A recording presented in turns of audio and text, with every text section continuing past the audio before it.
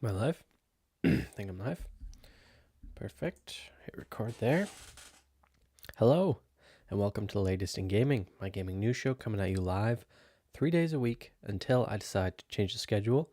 It is Monday, May 12th, 2025, and today's topics are a GTA game may yet come out in 2025, Tony Hawk wants an Underground remake, and some new details about the Switch 2. All that, and more. If any of that sounds interesting, stick around, and if you're feeling generous, wanna help a brother out, and hit that subscribe button or that like button. Why not? Okay, I think we might just dive into it here. Let me just adjust my streaming setup. Sorry, should have done this earlier. Just adjusting my windows and whatnot. Just gotta keep my notes right there. Okay.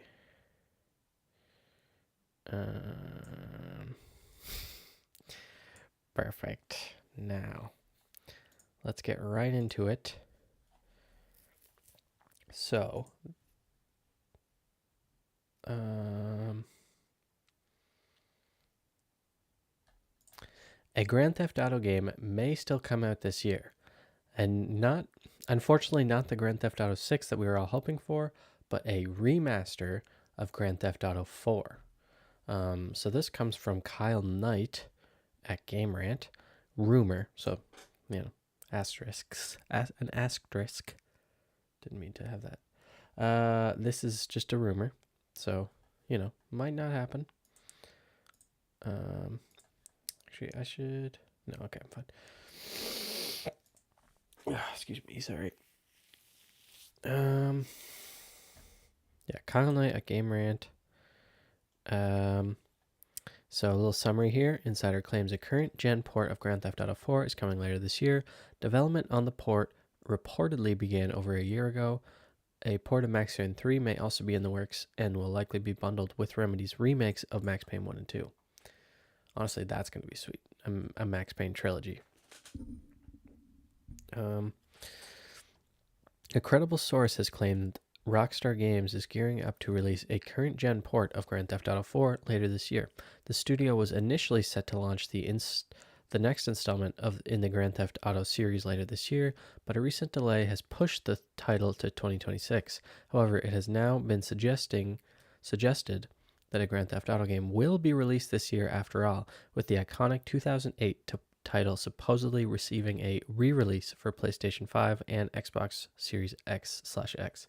So it might not actually be a remaster. It might just be a re-release with like some slightly updated graphics and stuff. After the hugely successful release of Grand Theft Auto 5 in 2013, fans of the series have been eager to know when they'll be able to get their hands on the next entry. After finally releasing the first trailer for Grand Theft Auto 6 in 2023, Rockstar Games remained silent for over 500 days. The studio's parent company, Take-Two Interactive, reiterated the fall 2025 release window multiple times over the months. Excuse me. But fans were hit with disappointing news last week when Rockstar announced that Grand Theft Auto 6 has been delayed to May 2026. The 26th of May 2026. While there's still 1 year left to go, fans may still be getting their hands on another Grand Theft Auto game later this year after all.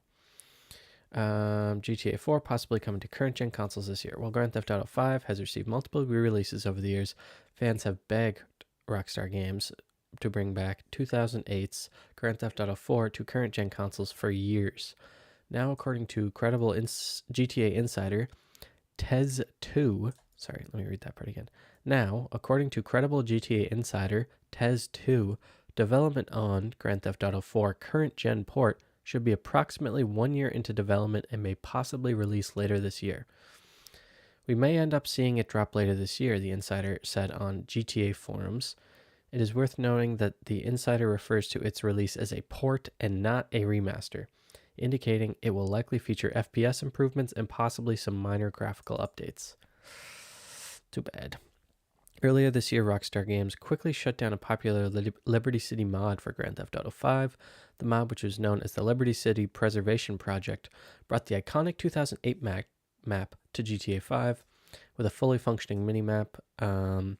Also had a public transport, and it was fully worked. You could switch between the two cities.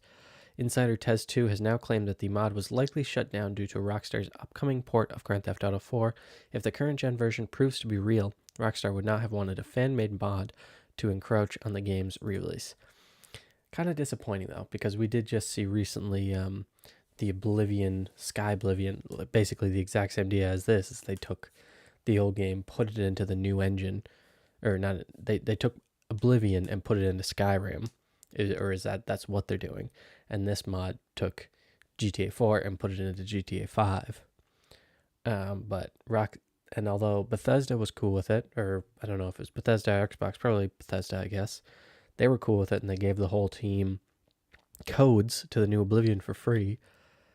Rockstar slightly had a different idea, which I guess they're both in their legal right to do. Like, Bethesda was probably the odd one out by doing that, although it should be more normalized, I think. Get rid of that. The Insider also claimed that if Rockstar is still following their plan laid out from the pandemic days, their fans can also expect a current gen port of Max Payne 3 to be released after Grand Theft Auto 4. This would likely align with the upcoming Max Payne 1 and 2 remakes that are currently in development at Remedy Entertainment. Yes. Okay, so a few things to say on this. Exciting for sure. Disappointing that it's not a full-on like remaster. I feel like they wouldn't have had to put too much work into it, and it's not like they've got the resources. They're not. It's not like they made fucking billions and billions of dollars off of the Grand Theft Auto franchise. So, like, yeah, honestly, that's the thing that puzzles me the most is like how could they have not thought to re-release GTA 4 sooner? And why would they not just remaster it? Grand Theft Auto is like one of the biggest name recognition franchises. Like, people are just going to buy a GTA no matter what it is. Just make sure it's good, you know? And it is a great game, so it's going to be easy for them to, just port it over. But like, GTA 5 it was a huge step up from GTA 4. So people that are going to GTA 4 for the first time might be a little, frazzled by the controls. It might just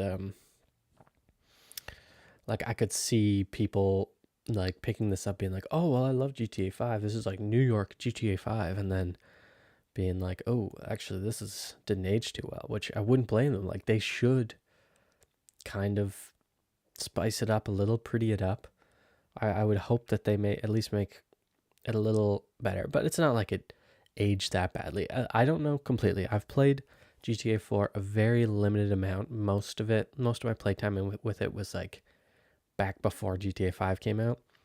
My friend had it, and I'd go over and we'd play on his 360, and I unfortunately broke his disc. I felt so bad, man. Frig. So the Xbox 360 had an awesome thing where if the console fell over while it was playing a game, it would just fucking break the game. And we had the controller plugged into the console and we were playing, and I guess I pulled a bit too hard and that shit fell and scratched the shit out of the game. I felt so bad, man. Is GTA 4 like such a great game? And years later, I was at a different friend's house who had GTA 4, who didn't. I can't remember if he still had his Xbox 360 or I can't remember what the story was, but he had a copy of GTA 4, like just the disc, and it was just like sitting on a shelf. I'm like, "Hey man, can I have this?" He's like, "You don't use it," and he's like, "No." I stole it. I stole his copy of GTA 4 for the Xbox 360. I think I still have it around somewhere, but I don't know where. And I didn't even play it either. Might have put it in my Xbox once.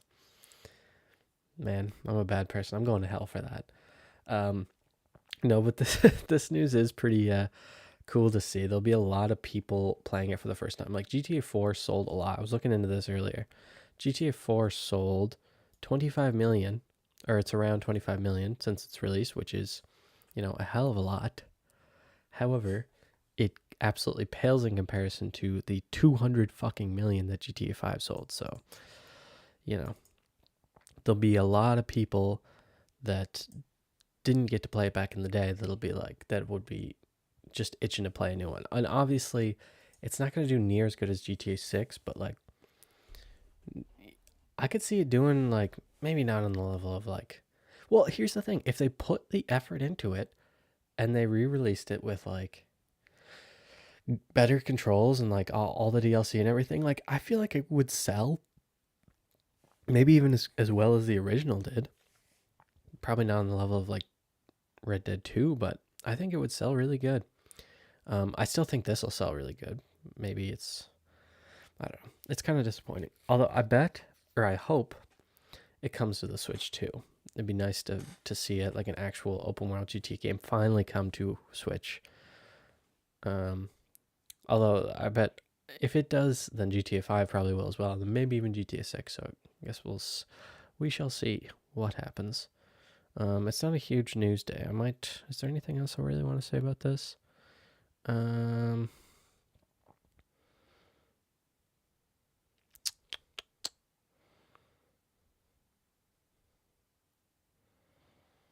Yeah, I think that's it. So next off, I want to talk about Tony Hawk.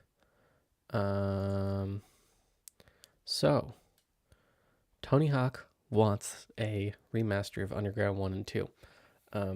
As you might know, not recently, in 2020, remakes of Tony Hawk's 1 and 2 were released. And then this year there's 3 and 4, which I'm most excited for because 3 is one of my most played games of all time. But people also want Tony Hawk's Underground 1 and 2, which were, very similar in nature to, very similar in gameplay to the Tony Hawk Pro Skater games, but less. They now featured like a campaign, and it was like Team Tony versus Team Bam Margera, who's like, if you don't know, he's like one of the main guys from Jackass, who's had a very controversial last 15 years. However, they did recently announce that Bam is going to be playable in Tony Hawk's 3 and 4. And that was all because of Tony Hawk. Like, I guess it was like quite late into the development. This is the story anyways, quite late into development. And Tony and Bam, I guess, had made up friendship wise. And he was like, he called up Activision, or not Activision, he called up the team making the game and was like, yeah, we're going to put Bam in the game. And they're like, no, sorry, it's a little too late. And he's like, they're like, it's too late. We just don't have time to put him in. He's like, no, you're putting him in the fucking game. That's basically what happened from what I read. So yeah, now maybe that was partially to kind of begin to pave the way for a 3 and for an Underground 1 and 2 remake, because you obviously can't have those without Bam. And another problem is that those games feature a lot more like celebrity cameos and a lot more licensing and stuff, so it might be a bit more tricky. But anyways, let's just dive into this here. Tony Hawk will campaign all he can for a remaster of Tony Hawk's Underground. This comes from Jordan Midler at VGC. The Tony Hawk's Underground games marked a change in direction towards story-focused skating games. Tony Hawk has said that he will campaign all he can for a remake of the Tony Hawk Underground series. Tony Hawk's Underground was the 5th game in the Tony Hawk's Pro Skater lineage, taking the series in a new direction with a story-focused campaign and more cutscenes. The game is a fan favorite for its take on skateboarding culture and its move away from the arcade-style goals of the earlier games. Since its release in 2003, fans have long requested a remake or a remaster of the game, which have since increased following the announcement of Tony Hawk's Pro Skater 3+4, due to be released this July. Speaking at a preview event for the upcoming game, Tony Hawk was asked about the potential for remakes of the games beyond the original 4 Tony Hawk's Pro Skater. I always, sorry, I always have aspirations, Hawk told Screen Rant. It's not up to me generally. I'll campaign all I can, but I'm working with a much bigger company that's a lot smarter than me. Hawk went on to say that an underground remaster hasn't been discussed internally, and that the success of Tony Hawk's Pro Skater 3 plus 4 could be a deciding factor in bringing back future games. Tony Hawk's Underground 2, released in 2004, may prove to be a more significant challenge to a remake due to its heavy reliance on licensed characters and celebrity cameos. Yes, that's what I mentioned earlier.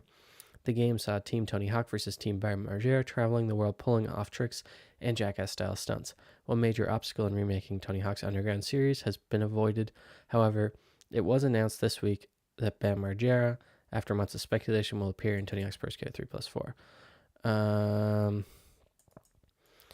It was later claimed that Margera would be added to the remake after Tony Hawk himself allegedly demanded his inclusion. The game's released on July 11th. So this is I don't know, just some interesting stuff. So I would say never.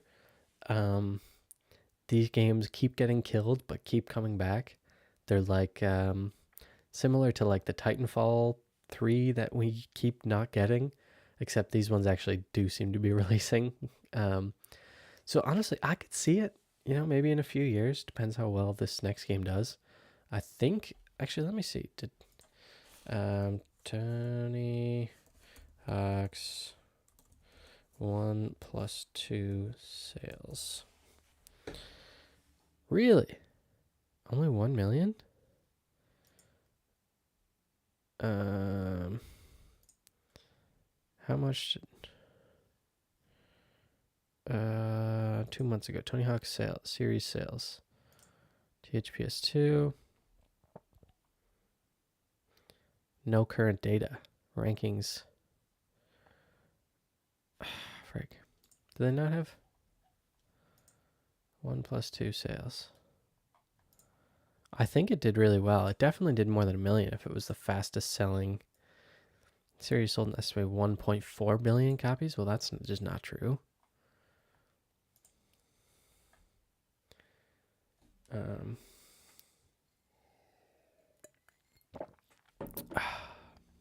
I disabled my ad blocker. Just kidding. No, just kidding. I just disabled it. Okay. I don't think we're going to find this out. That's fine. But it sold well anyways. And another little thing about this, if you're a Tony Hawk Pro Skater 4 fan, which I am not because I hadn't played it when I was a kid. I wish I had, but I didn't. That was a big change compared to the how you played 3, because 3, the single player, was like very arcadey, 2 minutes go into a level, and then you'd have a bunch of challenges to get through. And if you played 4, it's different because instead of 2 minutes and having a bunch of challenges, you have as long as you want, and you approach NPCs and then you get your missions from them. However, with this new remake, they've taken that out. I personally don't care a lot because I never played the game. Some people were upset about it, but they did kind of adjust some things to help with that transition over to the new way of doing things, So Tony Hawk's Pro Skater 4 is up. Tony Hawk's Pro Skater 4 upcoming remake is getting a major overhaul in one key area. The fourth Tony Hawk's game's mission structure has been totally changed on PS5 and Xbox Series. This comes from Jordan Midler at VGC. Oops. There we go.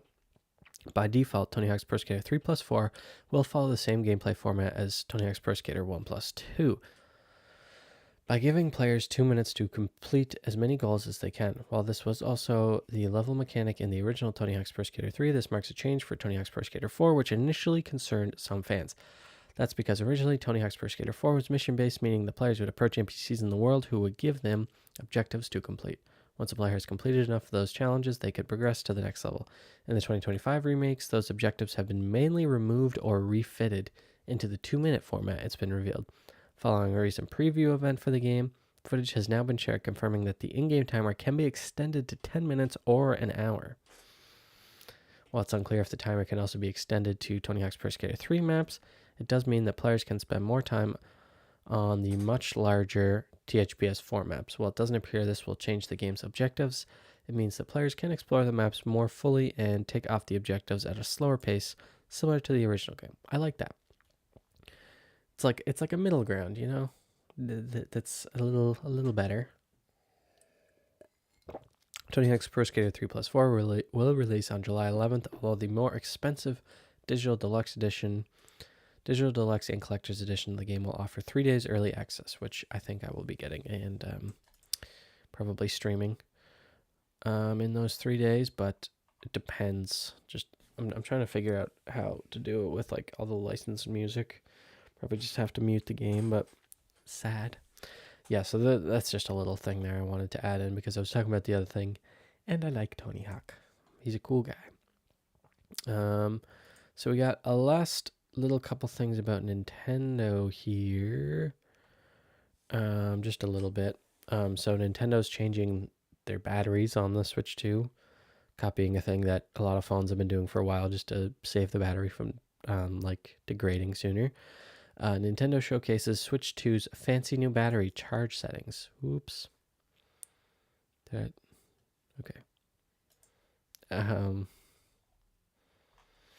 This comes from Jim Norman at Nintendo Life. Just when you thought that the Nintendo Today app had showcased just about every facet of the Switch 2 that we could possibly hope to see, the Big N pulls out yet another reveal.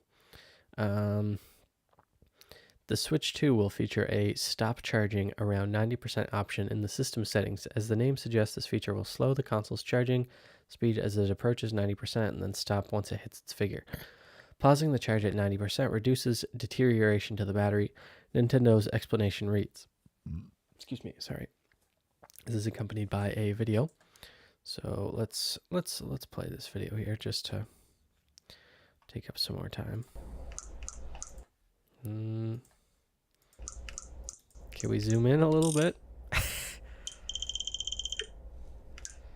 Oh my goodness. Why is this so not zoomed in? Can we zoom this in, please? It's bigger if it's like this. Oh my god. Okay, well, cool. Cool beans, right? Yeah, I think that's been a thing for a while, so I don't really care. But this is a little bit more interesting. We've finally seen how the mouse in action. Nintendo posts video showing Switch 2 mouse controls working on the home screen. This comes from Chris Scullion at VGC. Look at that. We've only been streaming 22 minutes and we're almost done. I think I'm probably going to stream again after this, actually. I want to play some Oblivion today. The new video gives a better look at the Switch 2 mouse controls in action. I don't think I need to really read through this all, but explains that there are 10 separate Joy-Con 2 buttons, which can still be used once in mouse mode. Okay. Actually, I will read this. The video, which initially was posted on Nintendo Today app,